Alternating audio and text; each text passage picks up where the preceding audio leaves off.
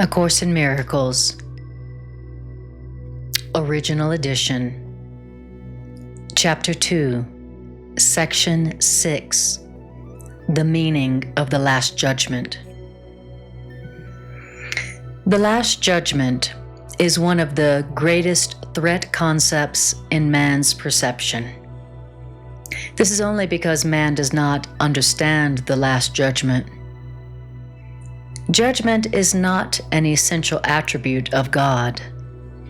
Man brought judgment into being only because of the separation. After the separation, however, there was a place for judgment as one of the many learning devices which had to be built into the overall plan. Just as the separation occurred over many millions of years, the Last Judgment will extend over a similarly long period, and perhaps an even longer one. The Last Judgment's length depends, however, on the effectiveness of the present speed-up. We have frequently noted that the miracle is a device for shortening, but not abolishing time. If a sufficient number of people become truly miracle-minded quickly, the shortening process can be almost immeasurable. It is essential, however, that these individuals free themselves from fear sooner than would ordinarily be the case, because they must emerge from the conflict if they are to bring peace to other minds. The Last Judgment is generally thought of as a procedure undertaken by God, but actually, the Last Judgment will be undertaken by man with my help. The Last Judgment is a final healing rather than a meting out of punishment, however much man thinks that punishment is deserved.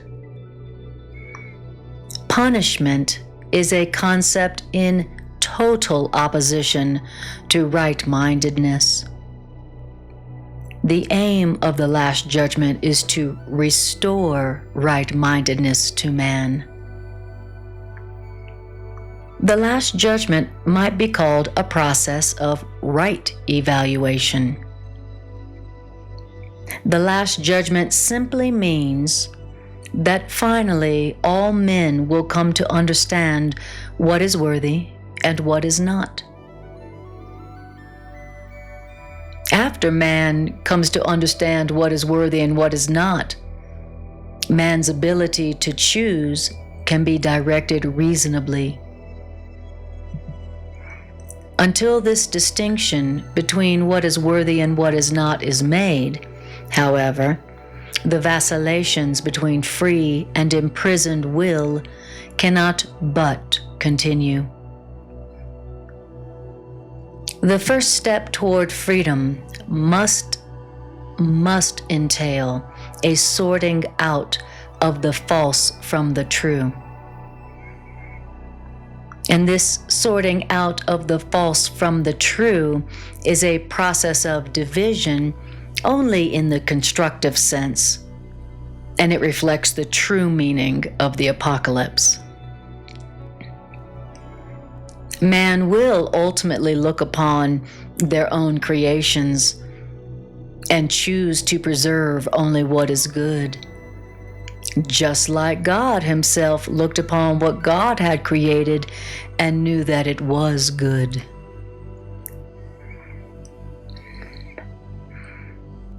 At this point, when man has looked upon what they have created and choose to preserve only what is good, then man's will can begin to look with love on its own creations because of their great worthiness. The mind will inevitably disown its miscreations, which without the mind's belief will no longer exist.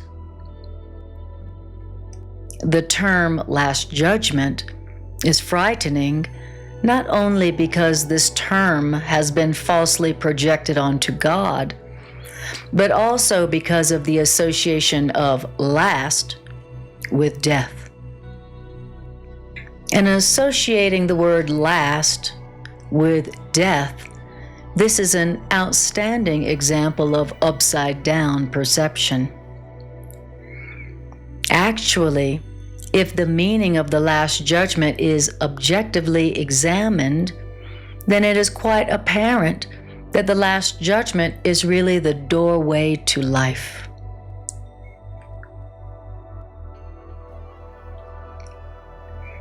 No one who lives in fear is really alive.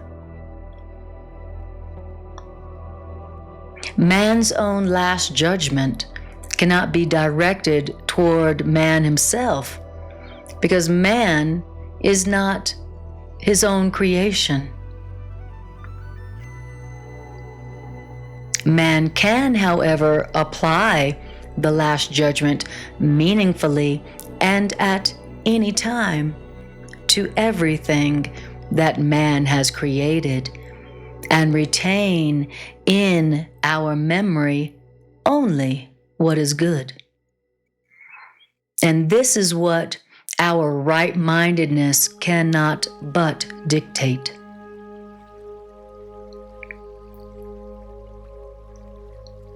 The purpose of time is solely to give us time to achieve this last judgment.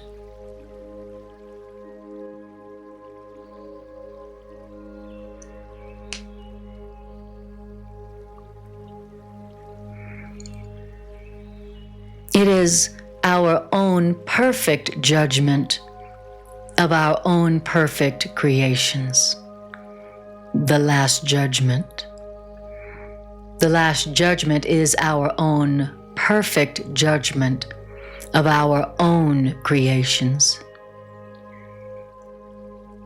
When everything we retain is lovable, there is no reason for fear to remain with us.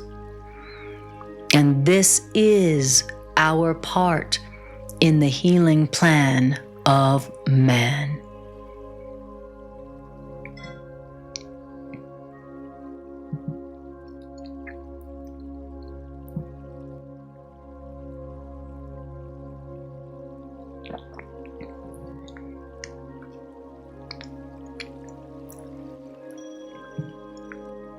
Chapter 3, Retraining the Mind. Introduction. This is a course in mind training. All learning involves attention and study at some level, and some of the later parts of the course rest too heavily on these earlier sections not to require their study. You will also need these early sections for preparation. Without preparation, you may become much too fearful when the unexpected does occur to make constructive use of the unexpected that does occur. However, as you study these earlier sections, you will begin to see some of their implications, which will be amplified considerably later on.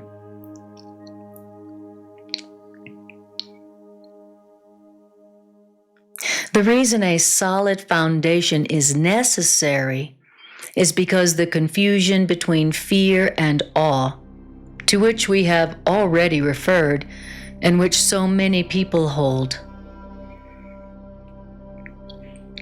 You will remember that we said that awe is inappropriate in connection with the children of God, because you should not experience awe in the presence of your equals.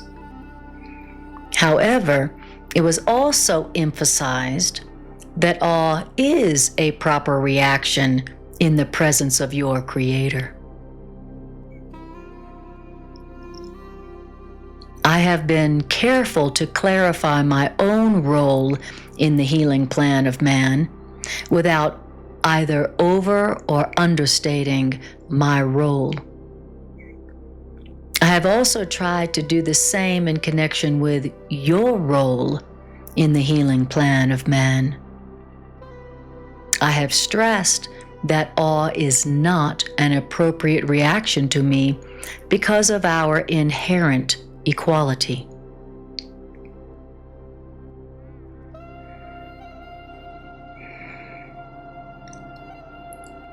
Some of the later steps in this course, however, do involve a more direct approach to God Himself.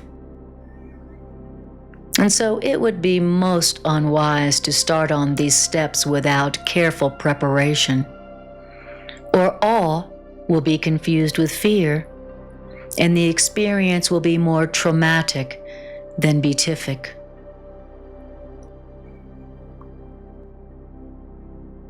Healing is of God in the end. The means of healing are being carefully explained to you. Revelation may occasionally reveal the end to you, but to reach this end, the means are needed.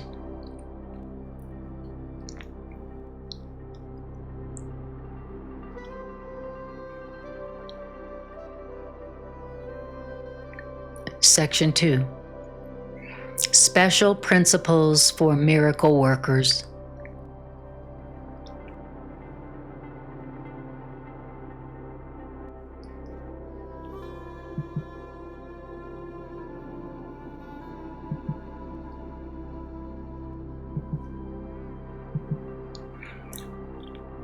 Special Principle for Miracle Workers, number 1. The miracle abolishes the need for lower order concerns. Since the miracle is an out-of-pattern time interval, the ordinary considerations of time and space do not apply to the miracle. When you perform a miracle, I will arrange both time and space to adjust to the miracle.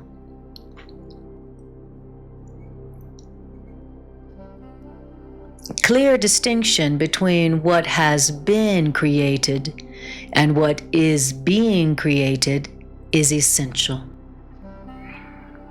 All forms of correction or healing rest on this fundamental correction in level perception.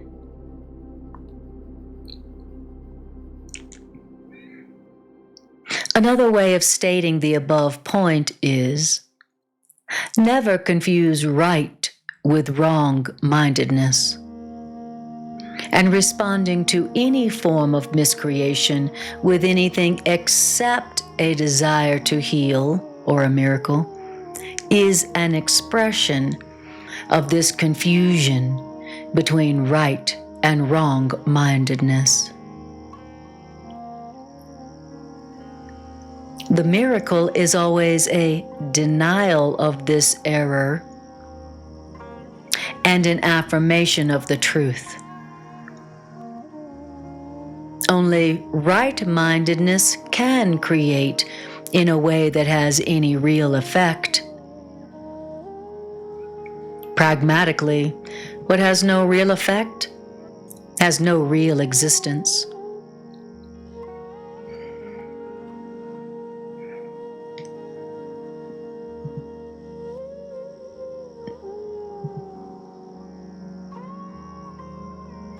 And the effect, then, of what has no real existence is emptiness and being without substantial content. What has no real existence lends itself to projection in the improper sense.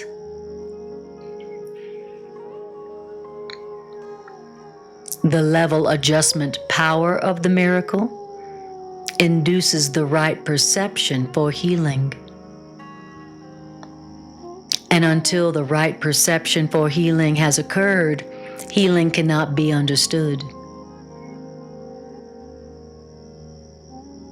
And forgiveness is an empty gesture unless forgiveness entails correction.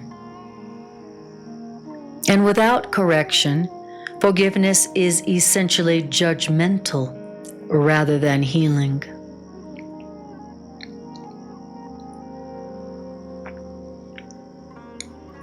Miraculous forgiveness is only correction. Miraculous forgiveness has no element of judgment at all. The quote, "Father, forgive them, for they know not what they do," in no way evaluates what they do.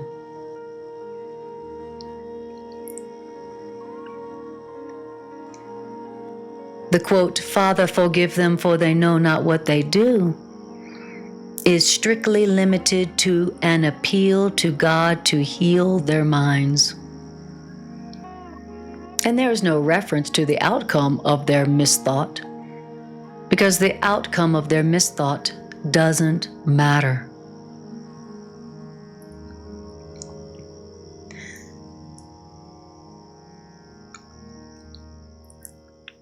The biblical injunction, quote, "Be of one mind," is the statement for revelation readiness. Be of one mind is the statement for revelation readiness. My own injunction, quote, "Do this in remembrance of me," unquote, is the request for cooperation from miracle workers.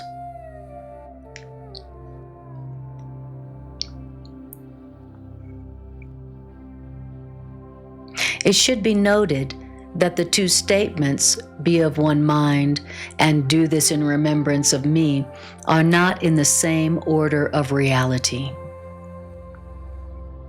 The latter, "Do this in awareness, do this in remembrance of me," involves a time awareness, since to remember implies recalling the past in the present. Time is under my direction, but timelessness belongs to God alone. In time, we exist for and with each other. In timelessness, we coexist with God.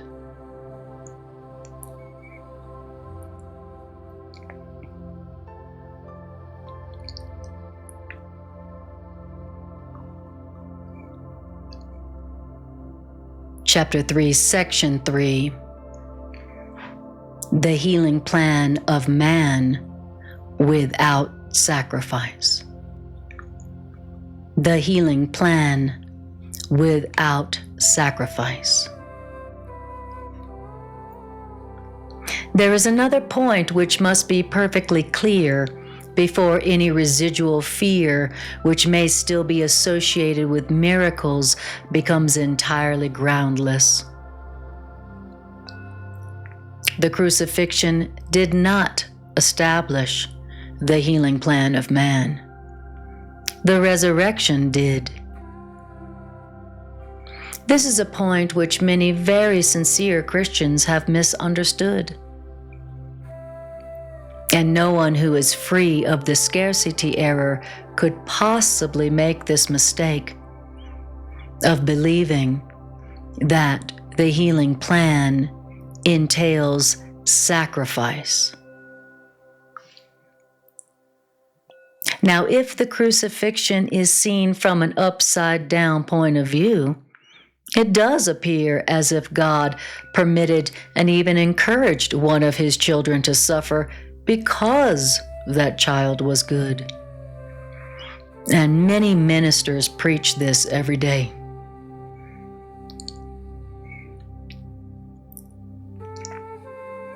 This particularly unfortunate interpretation that God permitted and even encouraged one of his children to suffer because that child was good. A particularly unfortunate interpretation which arose out of the combined misprojections of a large number of my would-be followers has led many people to be bitterly afraid of God.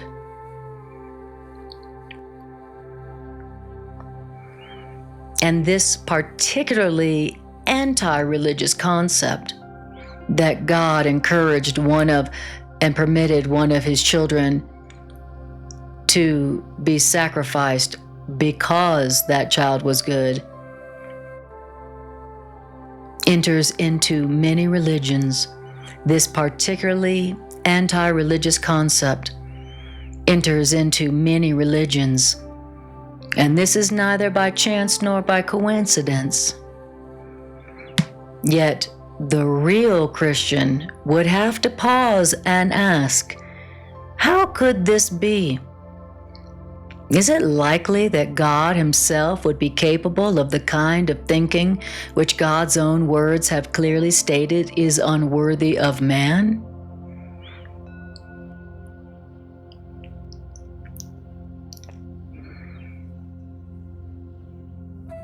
The best defense, as always, is not to attack another's position, but rather to protect the truth. It is unwise to accept any concept if you have to turn a whole frame of reference around in order to justify that concept. This procedure is painful in its minor applications and genuinely tragic on a mass basis. Persecution is a frequent result. Persecution is undertaken to justify this terrible misperception that God himself persecuted God's own child on behalf of the salvation of others. The very words are meaningless. That God himself persecuted one of God's own children on behalf of the salvation of the rest of God's children. The very words are meaningless.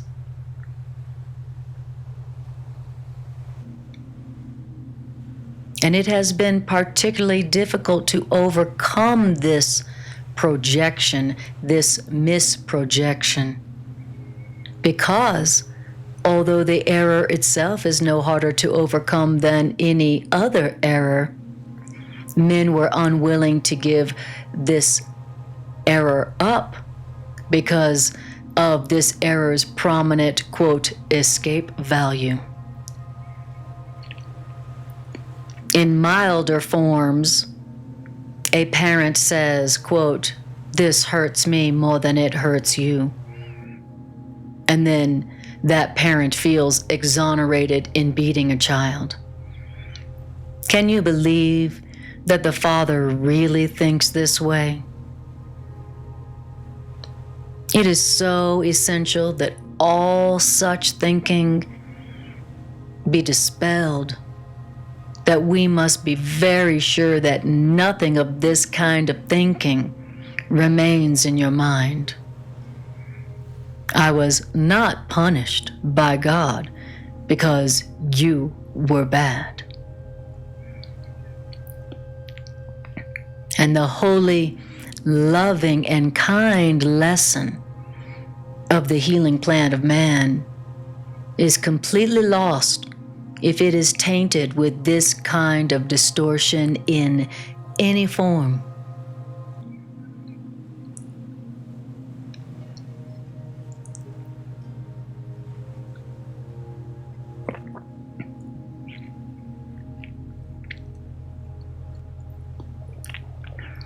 The quote, "Vengeance is mine, saith the Lord," is a strictly karmic viewpoint. This idea of vengeance is mine, saith the Lord, is a real misperception of truth by which you assign your own, quote, evil past to God.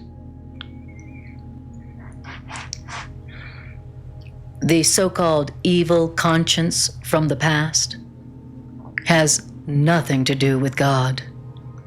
God did not create the evil from the past, and God does not maintain the evil from the past. God does not believe in karmic retribution. God's divine mind doesn't create that way. God doesn't hold the evil deeds of a man even against himself. Is it likely then that God would hold someone's evil deeds against another?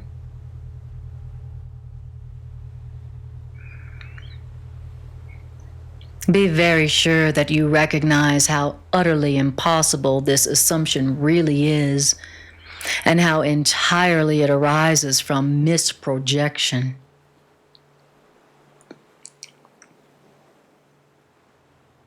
This misprojection that God would hold your evil deeds against you, or would hold against anyone the evil that someone else did, this kind of error is responsible for a host of related errors, including the belief that God rejected man and forced man out of the Garden of Eden.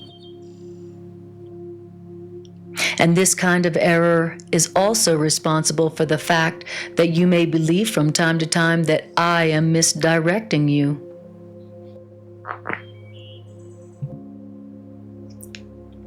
I have made every effort to use words that are almost impossible to distort. But man is very inventive when it comes to twisting symbols around.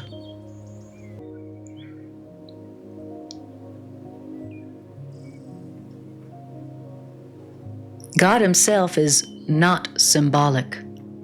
God is fact. The healing plan of man, too, is totally without symbolism. The healing plan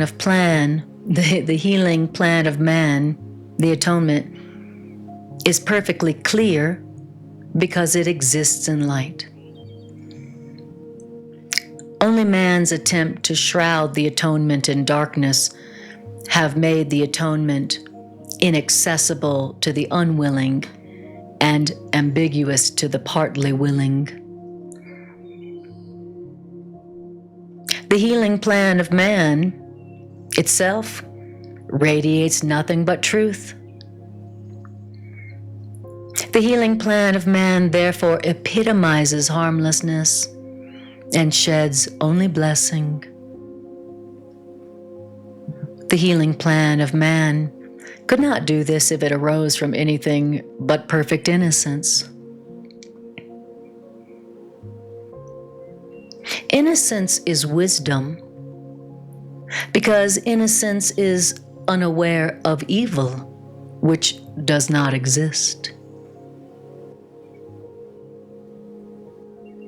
Innocence and wisdom is, however, perfectly aware of everything that is true.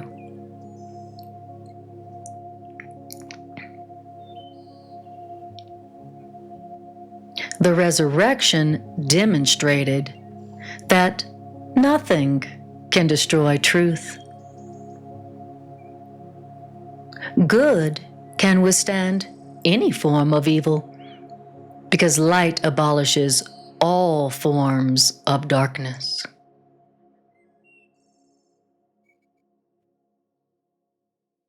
So the healing plan of man is thus the perfect lesson. The healing plan of man is the final demonstration that all of the other lessons which I taught are true. And you are released from all errors if you believe in this lesson that nothing can destroy truth. that good can withstand any form of evil, because light abolishes all forms of darkness.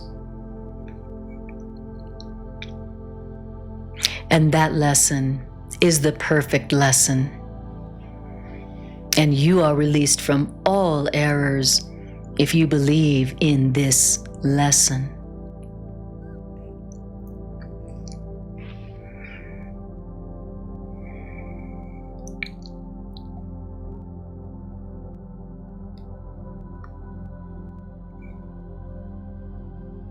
The deductive approach to teaching accepts the generalization which is applicable to all single instances rather than building up the generalization after analyzing numerous single instances separately. Which means, if you can accept the one generalization now, there will be no need to learn from many smaller lessons.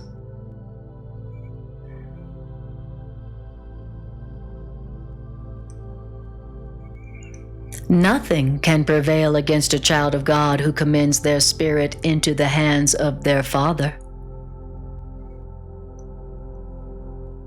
And by commending your spirit into the hands of your Creator, your mind awakens from its sleep, and then the soul remembers its Creator. And then all sense of separation disappears, and level confusion vanishes. You are part of the Holy Trinity, but the Trinity itself is one. There is no confusion within the levels of the Trinity because they are of one mind and one will.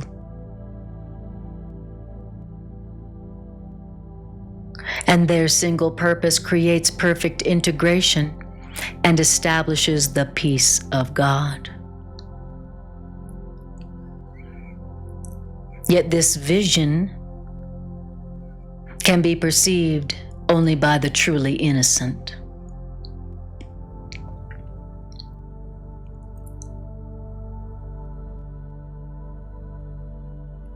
Because their hearts are pure, the innocent defend true perception instead of defending themselves against true perception.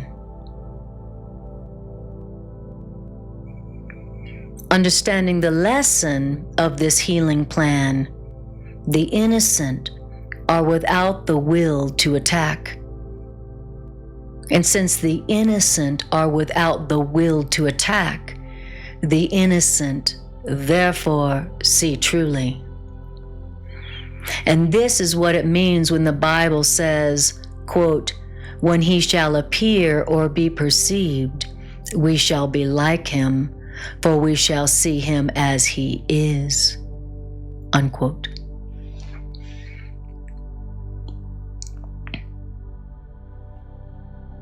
Sacrifice is a notion totally unknown to God. The idea of sacrifice arises solely from fear.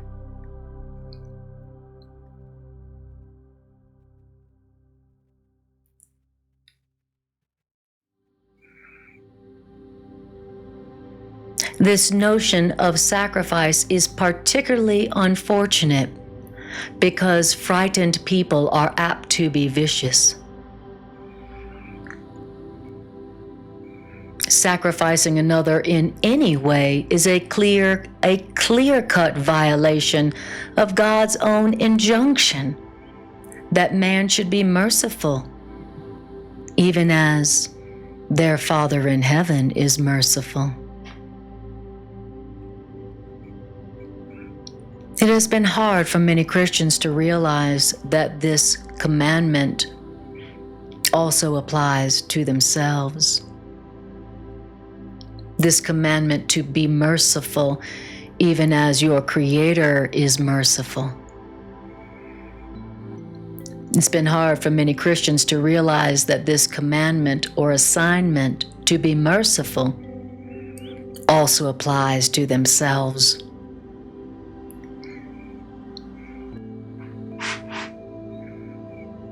Good teachers never terrorize their students, because to terrorize is to attack. And attack results in rejection of what the teacher offers. And then the result is learning failure. And that's why good teachers never terrorize or attack their students, because that would result in the rejection of what the teacher offers, and the result is learning failure.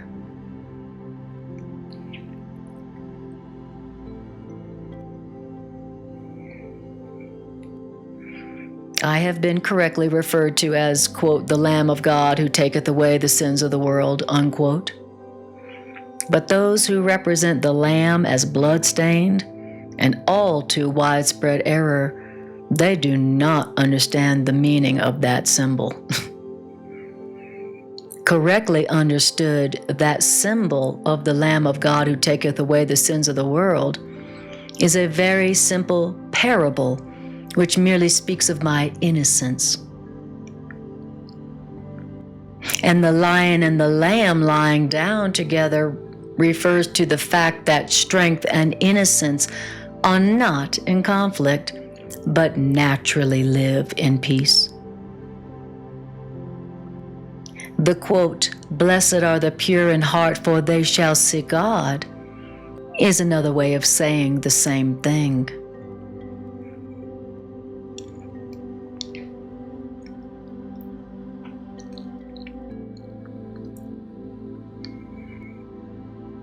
There has been some human controversy about the nature of seeing in relation to the integrative powers of the brain. Correctly understood, the issue revolves around the question of whether the body or the mind can see or understand. Is it the body or the mind that sees or understands? And the question of whether it is the body or the mind that sees and understands is not really open to question at all. The body is not capable of understanding, and only the mind can perceive anything. A pure mind knows the truth, and this is the pure mind's strength. A pure mind cannot attack the body, because a pure mind recognizes exactly what the body is. And this is what, quote, a sane mind in a sane body really means.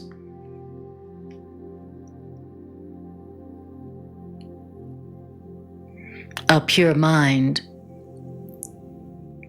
that knows the truth and cannot attack the body, because it recognizes exactly what the body is. This is what, quote, a sane mind in a sane body really means. A pure mind, a sane mind, does not confuse destruction with innocence, because a sane mind associates innocence with strength, not with weakness.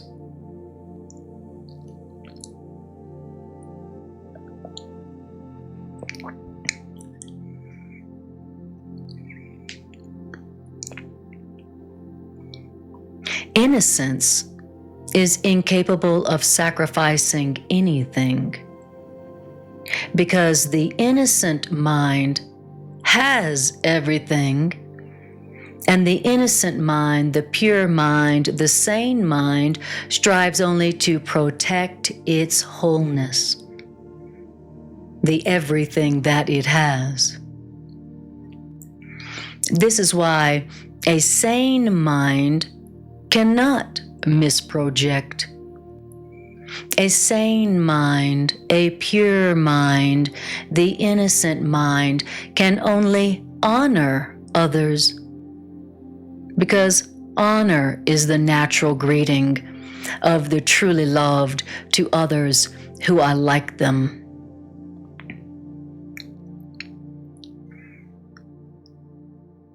The Lamb taketh away the sins of the world only in the sense that the state of innocence or grace is a state in which the meaning of the healing plan is perfectly apparent.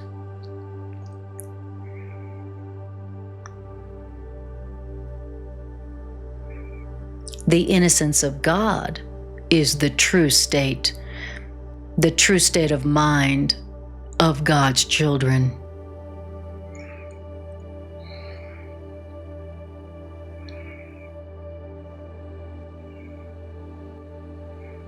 In the true state of mind of God's children, man's mind does see God, and because man sees God as God is,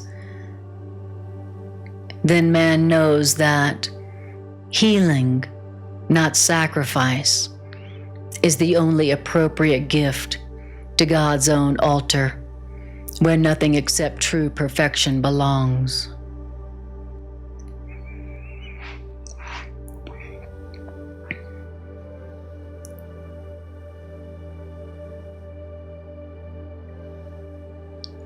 The understanding of the innocent is truth.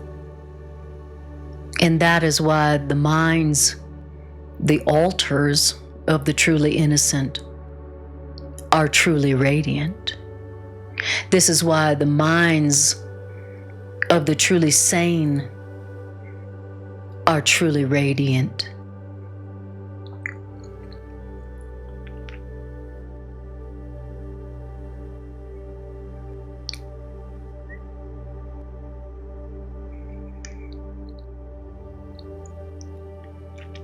Section 4, Miracles as Accurate Perception. We have already repeatedly stated that the basic concepts referred to in this course are not matters of degree.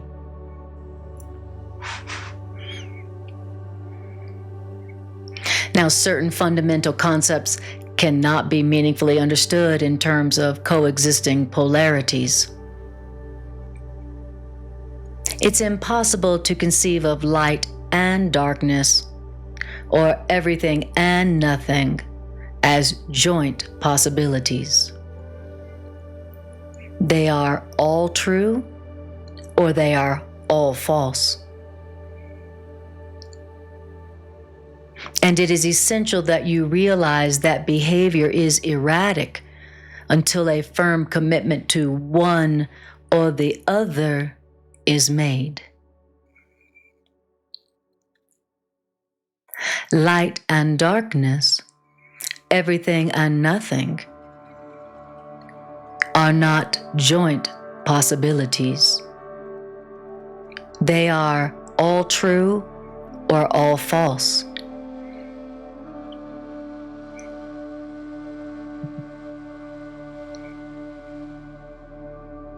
A firm commitment to darkness, however, or nothingness, is impossible. So either light or darkness is true, but not both. And your behavior will be erratic until you make a firm commitment to one or the other. But a firm commitment to darkness or nothingness, that's impossible. No one has ever lived who has not experienced some light and some of everything.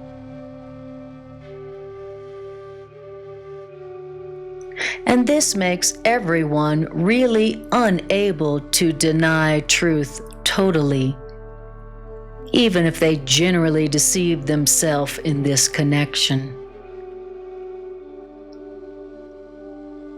And that is why those who live largely in darkness and emptiness never find any lasting solace. It's because innocence is not a partial attribute. And innocence is not a real defense until innocence is total.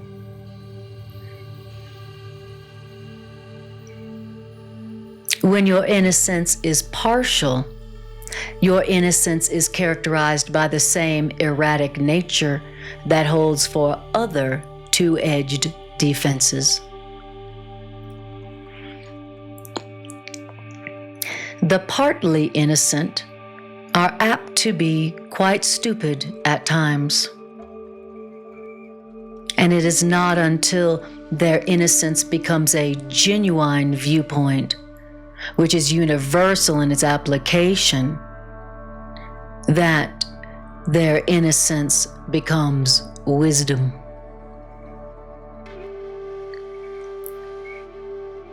Innocent or true perception means that you never misperceive, which means you always see truly.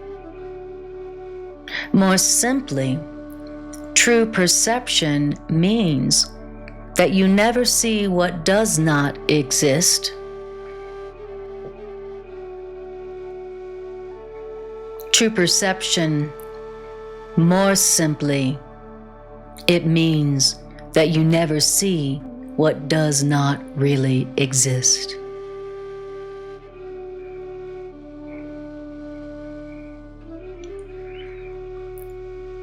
And so when you lack confidence in what someone will do, you are attesting to your belief that they are not in their right mind.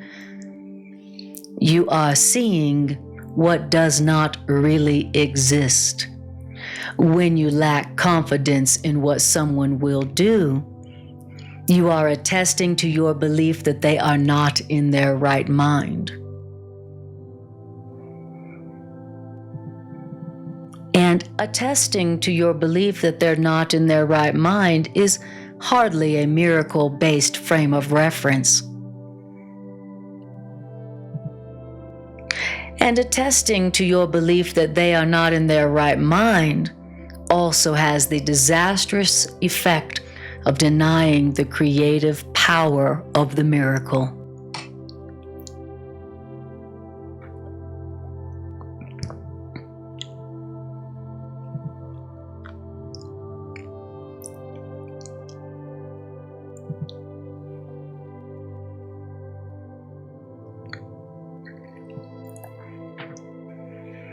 The miracle perceives everything as it is. And if nothing but the truth exists, and this is really a redundant statement, because what is not true cannot exist, then right-minded seeing cannot see anything but perfection. If nothing but the truth exists, then right-minded seeing cannot see anything but perfection.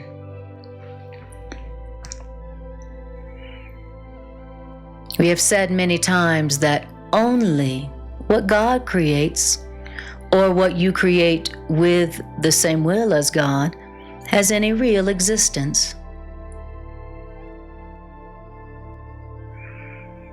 And then that which is the only thing that has any real existence is all the innocent can see.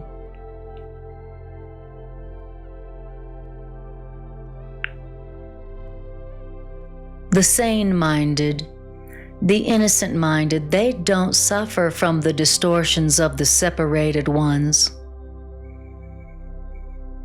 And the way to correct all such distortions is to withdraw your faith from them and invest your faith only in what is true.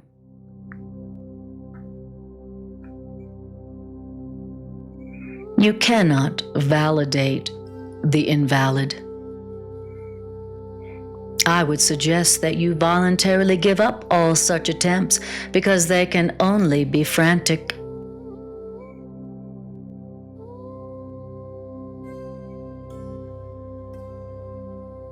If you are willing to validate what is true in everything you see, then you will make it true for you.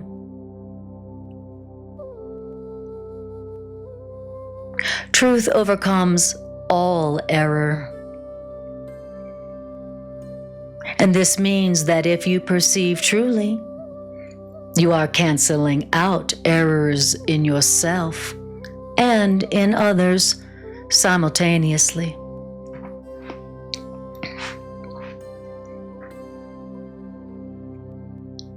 Because you see others as they are, you offer others your own validation of their truth.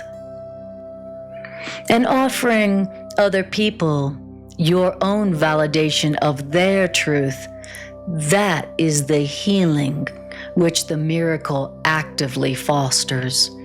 Your own validation of their truth. By the canceling out of errors in yourself and others simultaneously, you seeing them as they are. That's how you offer them your own validation of their truth.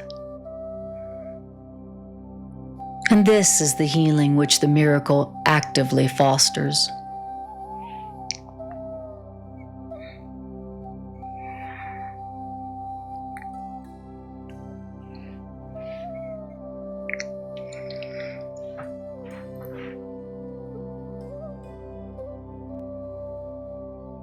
Section 5. Perception versus knowledge. We have been emphasizing perception, and we have said very little about cognition as yet, because you are confused about the difference between perception and cognition. The reason we have dealt so little with cognition is because you must get your perceptions straightened out before you can know anything. Because to know is to be certain. And uncertainty merely means that you do not know. Knowledge is power because knowledge is certain, and certainty is strength. Perception is merely temporary. Perception is an attribute of the space-time belief, and perception is therefore subject to fear or love. Misperceptions produce fear, and true perceptions produce love. Neither perception produces certainty, because all perception varies, and that is why perception is not knowledge.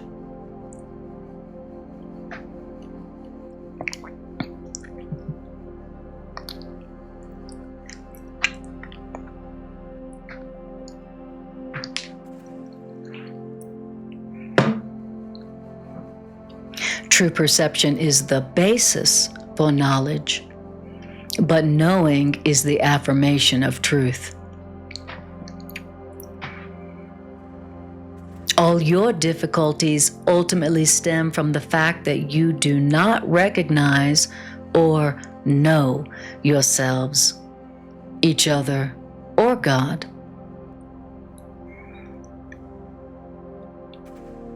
To recognize means to know again, implying that you knew before. You can see in many ways because perception involves different interpretations, and this means that perception is not whole. The miracle is a way of perceiving, not of knowing. The miracle is the right answer to a question. And you don't ask questions at all when you know. Right perception is the right answer. The miracle is the right answer to a question. But you don't ask questions at all when you know.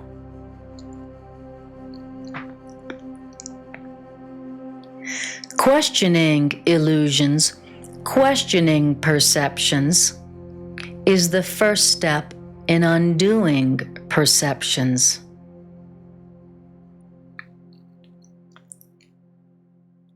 The miracle, or the right answer, corrects illusions, corrects misperceptions.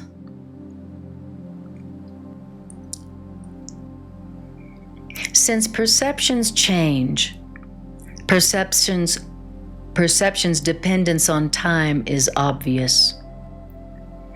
Perceptions are subject to transitory states.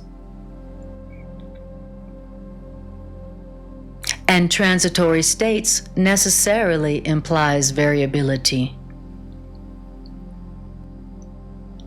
And how you perceive at any given time determines what you do, and action must occur in time. But knowledge is timeless, because certainty is not questionable. You know when you have ceased to ask questions.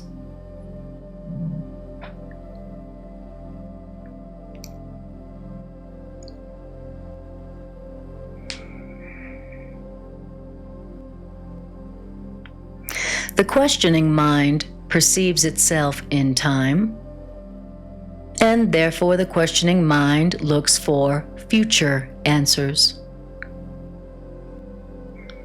The unquestioning mind is closed because the unquestioning mind believes the future and the present will be the same. And believing the future and the present will be the same establishes an unchanged state or stasis.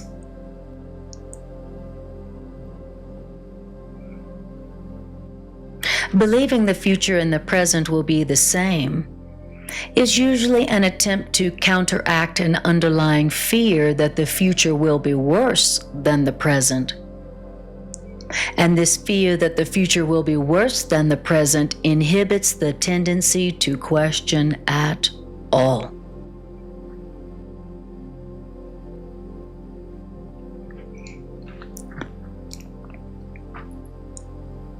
Visions are the natural perception of the spiritual eye. But visions are still corrections.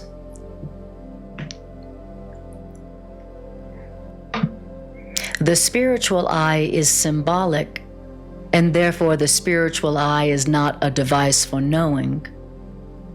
The spiritual eye is, however, a means of right perception, which brings perception into the proper domain of the miracle.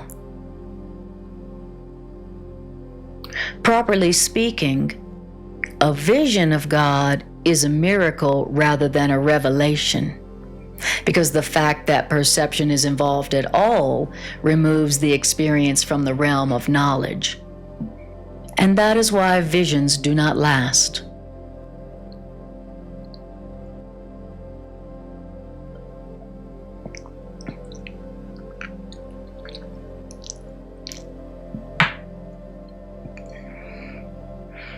The Bible instructs you to, quote, know yourself, or be certain. And that's because certainty is always of God. When you love someone, you have perceived them as they are. And this makes it possible for you to know them. However, it is not until you recognize them as they are that you can know them. And while you ask questions about God, you are clearly implying that you do not know God. Certainty does not require action. And so when you say that you are acting on the basis of knowledge, you are really confusing perception and cognition. Knowledge brings the mental strength for creative thinking, but not for right doing.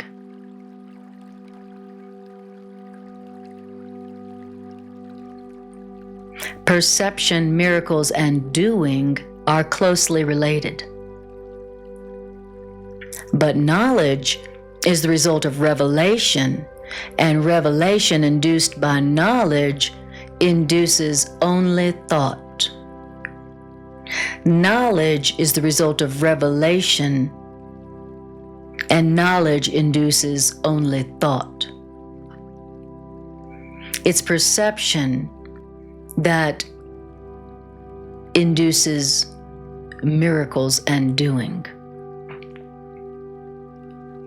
Perception involves the body. Even in perception's most spiritualized form, perception involves the body. But knowledge comes from the altar within, and knowledge is timeless because knowledge is certain, and it comes from the altar within. Perception, though, involves the body, even in perception's most spiritualized form. To perceive the truth is not the same as knowing truth.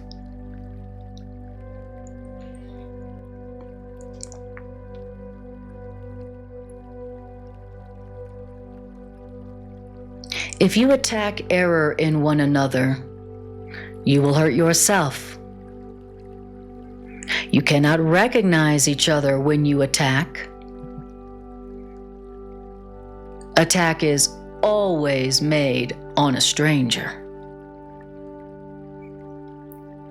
You are making them a stranger by misperceiving them so that you cannot know them. It is because you have made them a stranger that you are afraid of them. Perceive them correctly so that you can know them. Right perception is necessary before God can communicate directly to God's own altars, which God established in God's own creations.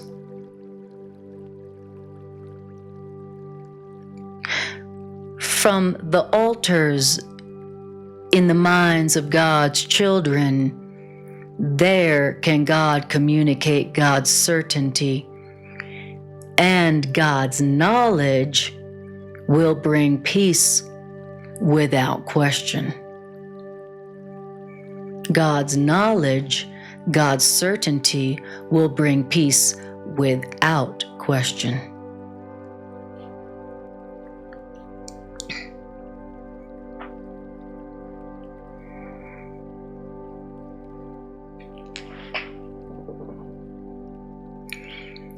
God is not a stranger to God's children, and God's children are not strangers to each other.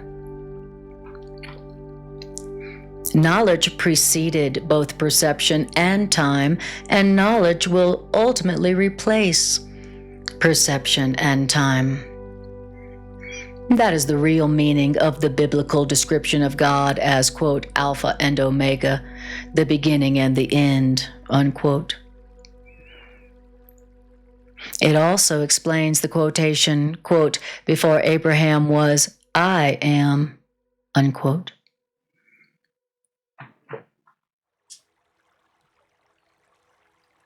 Perception can and must be stabilized, but knowledge is stable.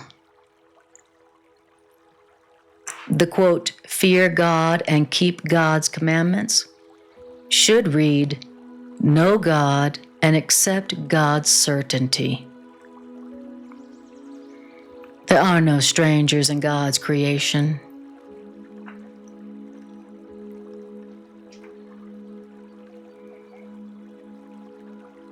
To create as God created, you can create only what you know and accept as yours.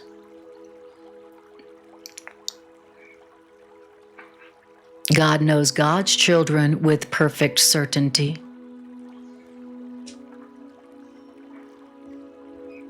God created God's children by knowing His children.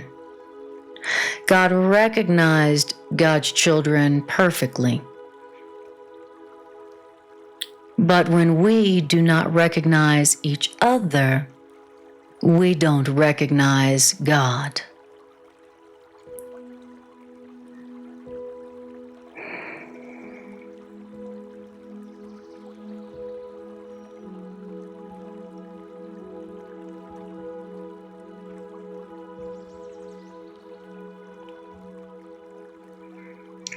Section 6, Conflict and the Ego. The soul knows, loves, and creates. Knowing, loving, and creating are the soul's unequivocal functions.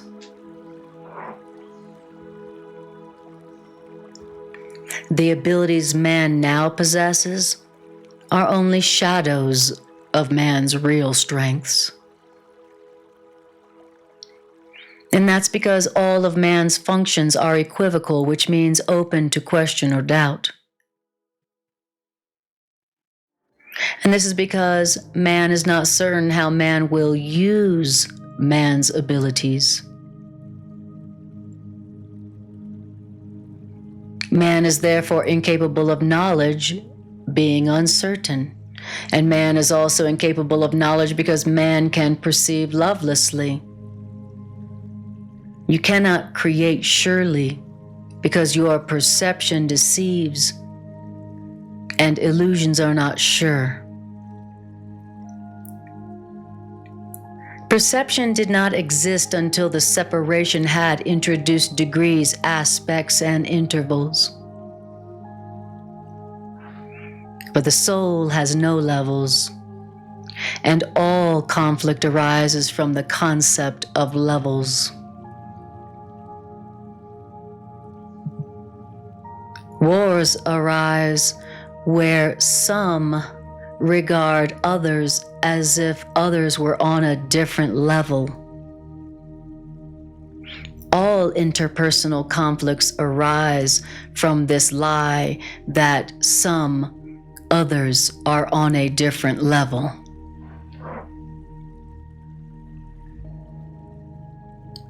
Only the levels of the Trinity are capable of unity.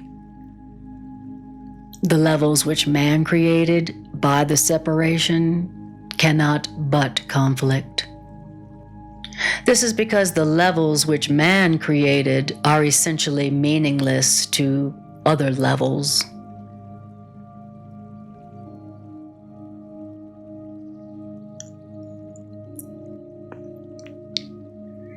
Freud realized this perfectly, that the levels that man has created are meaningless to each other. Freud realized this perfectly, and that is why Freud conceived the different levels in Freud's view of the psyche as forever irreconcilable.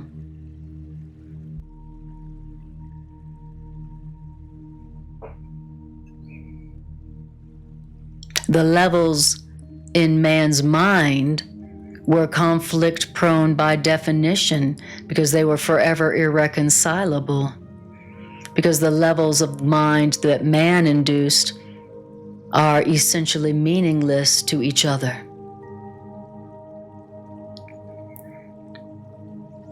The levels in the human psyche were conflict-prone by definition because the levels in man's mind wanted different things and obeyed different principles.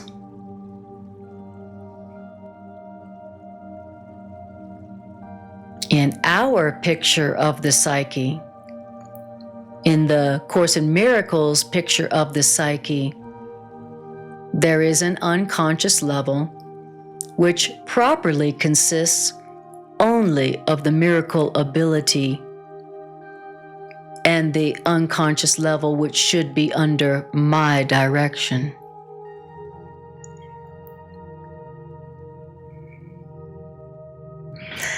There is also a conscious level in the Course in Miracles picture of the psyche, and this conscious level perceives or is aware of impulses from both the unconscious and the superconscious.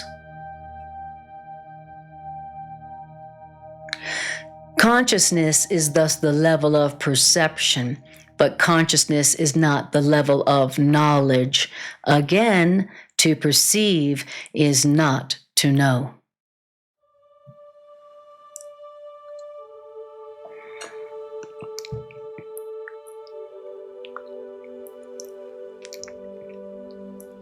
Consciousness was the first split that man introduced into himself. Man became a perceiver rather than a creator in the true sense.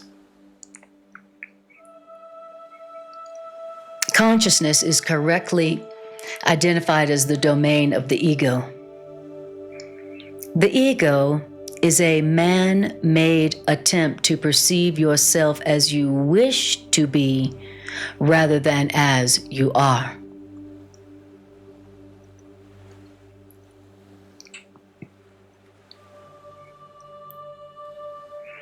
You perceiving yourself, attempting to perceive yourself as you wish to be rather than you are, is an example of the created-creator confusion that we have spoken of before. Yet you can know yourself as you are because what you are is all you can be sure of. Everything besides who you are, what you are, is open to question.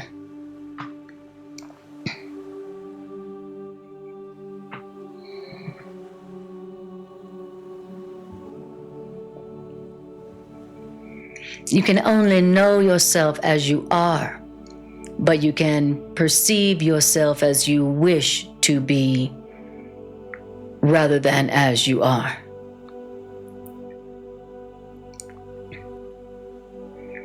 The ego is the questioning compartment in the post-separation psyche which man created for himself.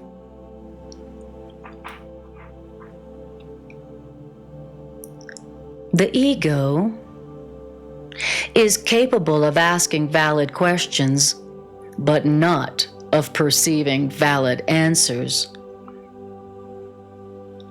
because these valid answers are cognitive and cannot be perceived. The endless speculation about the meaning of mind has led to considerable confusion because the mind is confused. Only one-mindedness is without confusion. A separated or divided mind must be confused because a separated or divided mind is uncertain by definition. A separated or divided mind has to be in conflict because a separated or divided mind is out of accord with itself. The levels within its own self are in conflict. A separated or divided mind must be confused because it's out of accord with itself.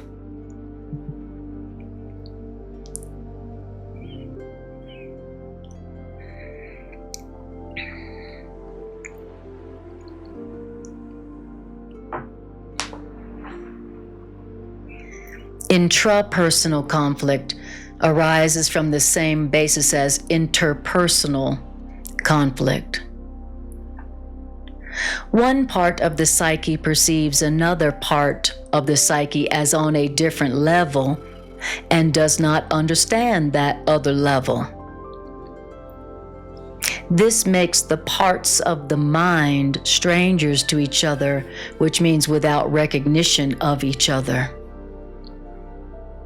And this is the essence of the fear-prone condition in which attack is always possible. The levels within the mind being strangers to each other, not recognizing each other, is the essence of the fear-prone condition in which attack is always possible. Man has every reason to feel afraid as man perceives themselves.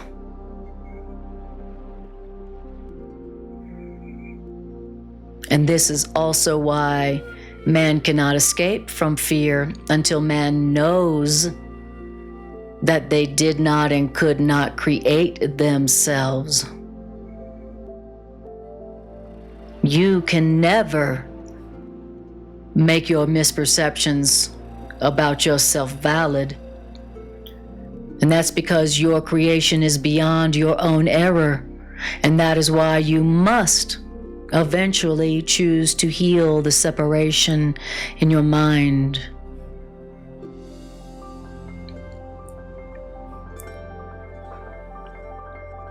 Right-mindedness is not to be confused with the knowing mind, because right-mindedness is applicable only to right perception. You can be right-minded or wrong-minded, and even this is subject to degrees, a fact which clearly demonstrates a lack of association with knowledge. The term right-mindedness is properly used as the correction for wrong-mindedness. And right-mindedness applies to the state of mind which induces accurate perception. And right-mindedness is miraculous because right-mindedness heals misperception, and right-mindedness is indeed a miracle. And this healing of misperception is indeed a miracle in view of how you perceived yourself.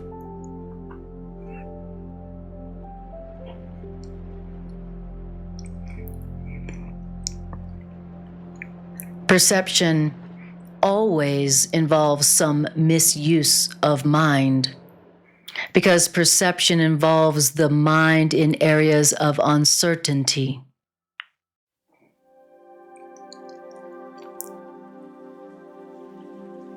The mind is very active because the mind has will power. And so when the mind willed the separation, the mind willed to perceive. And until the separation, the mind willed only to know. But after the separation, the mind willed ambiguously. And the only way out of ambiguity is clear perception.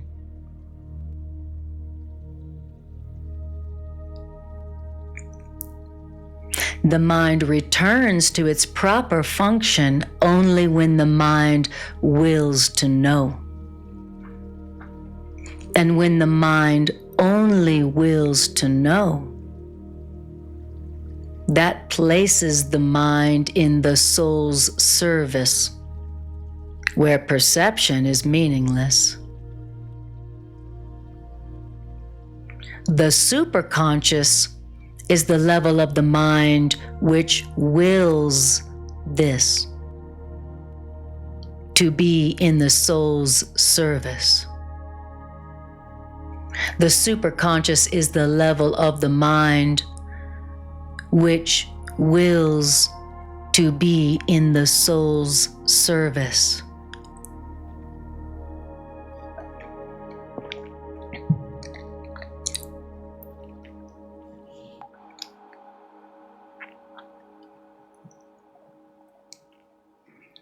The mind chose to divide itself when the mind willed to create both its own levels and the ability to perceive.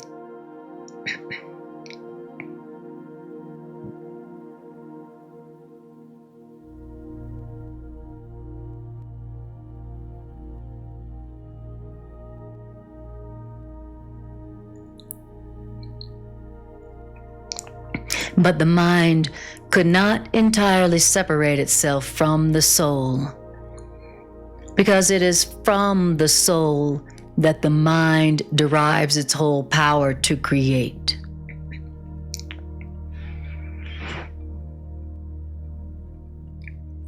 The mind chose to divide itself when the mind willed to create both its own levels and the ability to perceive. But the mind could not entirely separate itself from the soul, because it is from the soul that the mind derives its whole power to create. Even in misperception, the mind is affirming its source, or the mind would merely cease to be.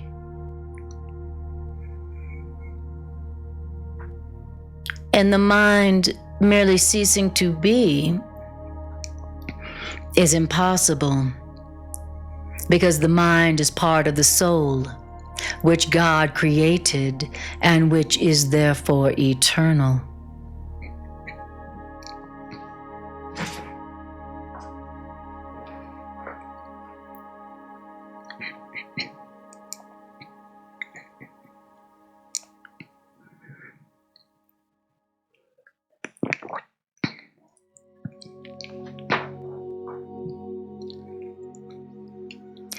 The ability to perceive made the body possible, because you must perceive something and with something.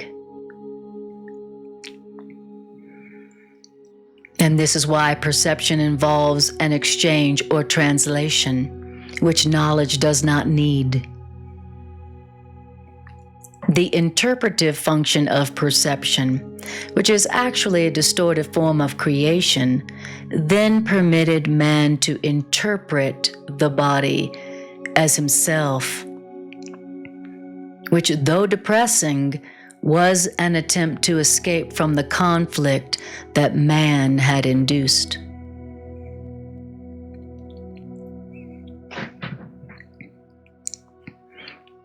The superconscious, which knows, could not be reconciled with this loss of power, because the superconscious is incapable of darkness, and this is why the superconscious became almost inaccessible to the mind and entirely inaccessible to the body.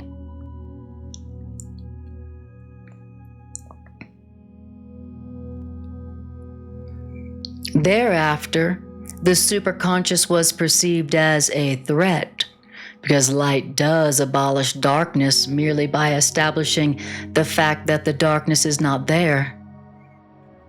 The truth will always overcome error in this sense, the way light overcomes darkness.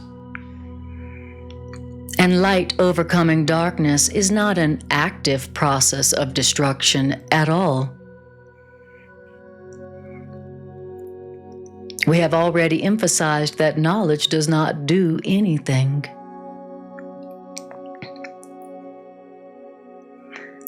Knowledge can be perceived as an attacker. The superconscious can be perceived as an attacker, but the superconscious cannot attack.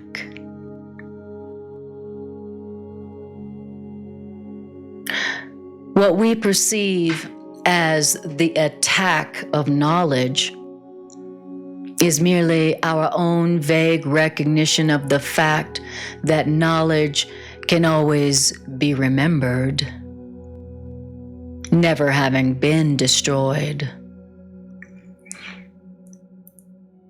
When we perceive light and knowledge as an attack, it is merely our own vague recognition of the fact that light and knowledge can always be remembered, never having been destroyed.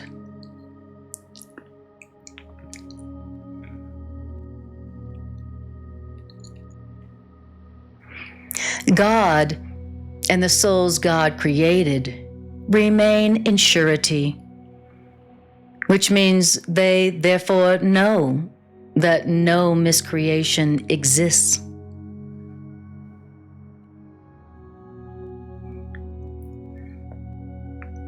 Truth cannot deal with unwilling error, because truth does not will to be blotted out.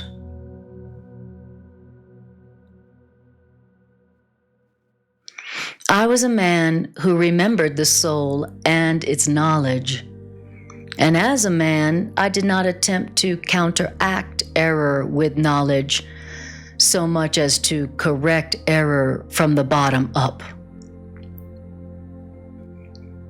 I demonstrated both the powerlessness of the body and the power of the mind. By uniting my will with that of my Creator, I naturally remembered the soul and its own real purpose.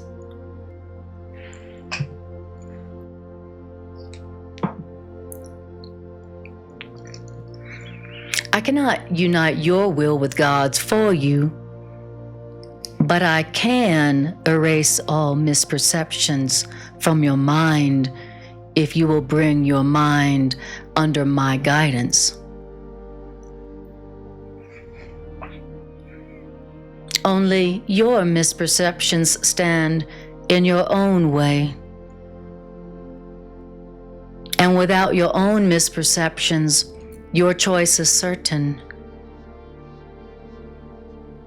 Sane perception induces sane choosing.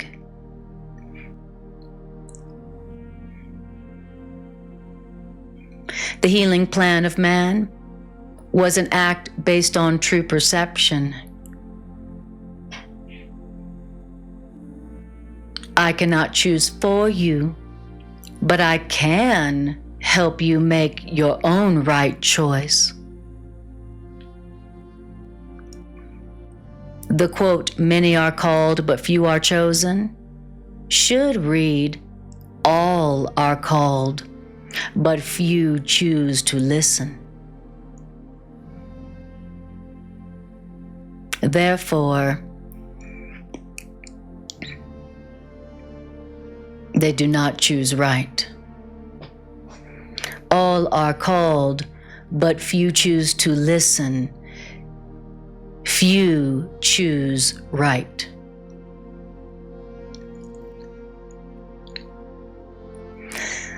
The so-called chosen ones are merely those who chose right sooner.